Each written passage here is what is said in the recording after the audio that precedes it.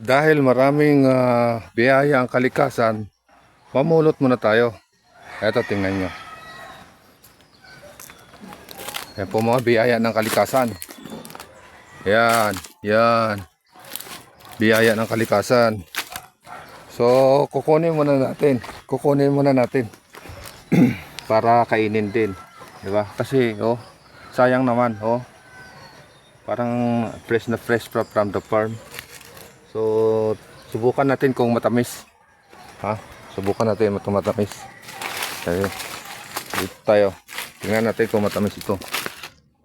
I-practice natin. Ipatayo lang natin yung camera. Subukan natin kung masarap. Dahil dito naman tayo, kailangan natin subukan. Kailangan natin tikman kung masarap ba ito. Ito na. So, subok tayo ng isa, dalawa, tatlo, apat, lima, anim, ito, walo, siyam. Oh, manilaw-dilaw na. So, alam nyo kung anong lasa nito. Maasim ba o matamis o ano. So, tingnan natin. Kagatin natin. Unang kagat.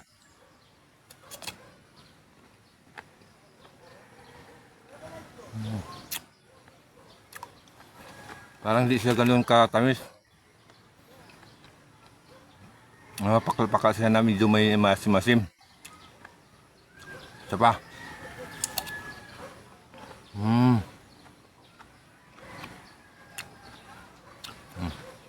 Yan yung kagandahan kung dito ka sa bundok. Kung nasa bundok ka, libre mong matitikman lang mga prutas.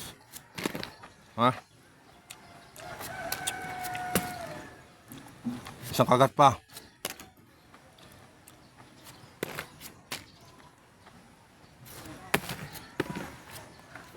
Yeah.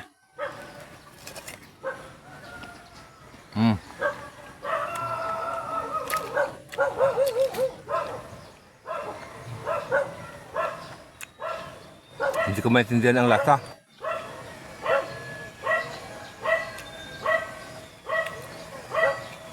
Malutong-lutong siya na mapakla.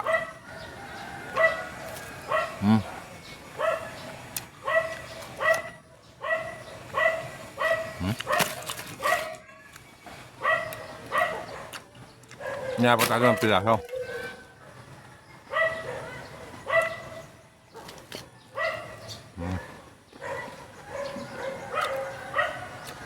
Isang kagat, buo ang sarap.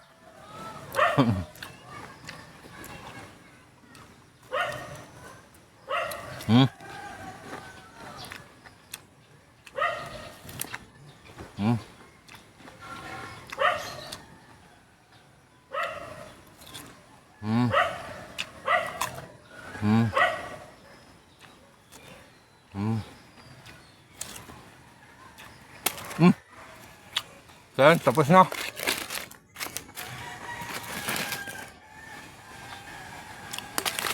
Ito, tatago muna natin para mamaya.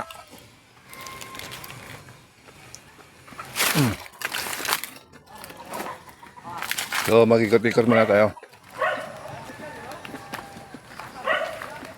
Mangga! May kaibigan tayo.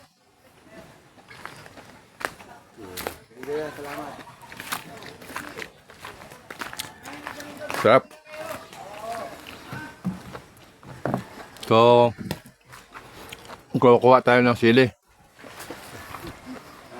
Bunga na sili ito.